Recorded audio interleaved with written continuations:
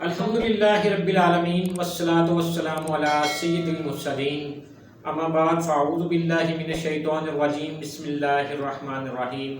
السلام علیکم ناظرین، میں ہوں ہربل فزیشین حکیم عاصم شہزاد۔ آج کے پروگرام میں ہم جس مرض کے علاج کے حوالے سے گفتگو کریں گے وہ ہے بڑی آنت کا کینسر یعنی کولوریکٹل کینسر۔ یہ عموماً 50 سال یا اس سے بڑی عمر کے لوگوں میں ہوتا ہے، اور جن فیملیز میں کینسر کافی کامن ہوتا ہے ان فیملیز کے پیشنٹ میں جو کولوریکٹل کینسر ہے وہ ینگ ایج میں بھی ہو سکتا ہے۔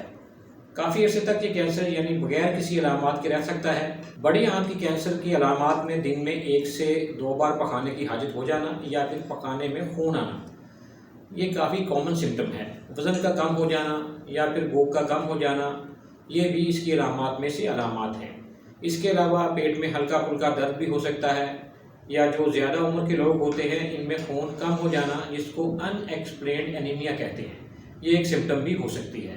جب بھی اس قسم کی علامات ہوں تو اس کا سب سے بہترین طریقہ یہی ہوتا ہے کہ فوری طور پر کسی ماہر معالج سے رابطہ کر کے مرض کی درست تشخیص کروائی جائے۔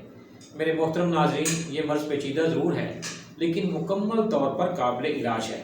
عموماً تر گرم تحریک پیدا کرنے سے یہ مرض ٹھیک ہو جاتا ہے۔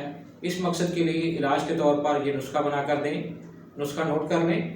ملٹھی، ہلدی، سفید زیرہ، یہ تینوں چیزیں ہم وزن لے کر ان کا سفو بنا لیں اور صبح دوپہر شام آدھا چمچ کھانے کے پہلے دیں، اور اس کے ساتھ یہ نسخہ بھی بنا لیں۔ ہلدی 120 گرام، آگ کا دودھ 10 گرام، دونوں کی رگڑائی کریں اور آگ پر رکھ دیں، تھوڑا بھون لیں، اور جب دھواں نکلنے کے قریب ہو جائے تو پھر اس کو اتار لیں اور دوبارہ تھوڑی سی رگڑائی کر لیں۔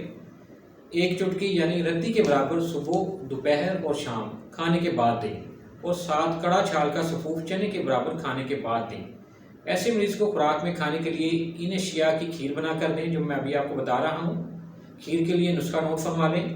انڈے کی سفیدی 2 عدد، تخم ریحان 2 چمچ، سابودانہ 2 چمچ اور دودھ آدھا کلو۔ رات کے وقت ان تمام اشیاء کو پکا کر کھیر بنا لیں اور دن میں 3 سے 4 بار مریض کو کھلائیں۔ اس کے ساتھ گو زبان، ملٹھی، زیرہ سفید اور گوند کیکر، ان سب کو ہم وزن لے کر سفو بنا لیں اور آدھا چمچ صبح، دوپہر، شام دیں۔ ان ادویات کے استعمال سے صرف 3 سے 4 ہفتے میں السر ٹھیک ہو جائے گا۔ اس کے استعمال سے اعصابی رطوبت بڑھ جائے گی اور خشکی گرمی سے جو السر ہو گیا ہے وہ ٹھیک ہو جائے گا۔ ناظرین، آج کے لیے صرف اتنا ہی کیونکہ وقت محدود ہے۔ کسی بھی بیماری کے حوالے سے اگر آپ کو ہم سے کوئی طبی رہنمائی درکار ہے تو نیچے اسکرین پر میرا نمبر موجود ہے، اسے نوٹ فرما لیں۔ آپ اس نمبر پر کسی بھی وقت کال کر سکتے ہیں۔ ناظرین، اگر آپ کو ہماری یہ محنت پسند آئی ہے تو پروگرام کو لائک کریں، سبسکرائب کریں اور بیل آئیکن کو ضرور کلک کریں تاکہ آئندہ بھی صحت کے حوالے سے اچھی معلومات آپ تک پہنچتی رہیں۔ اس دعا کے ساتھ اجازت چاہوں گا کہ اللہ کریم تمام بیماروں کو شفا عطا فرمائے، آمین۔ اللہ حافظ۔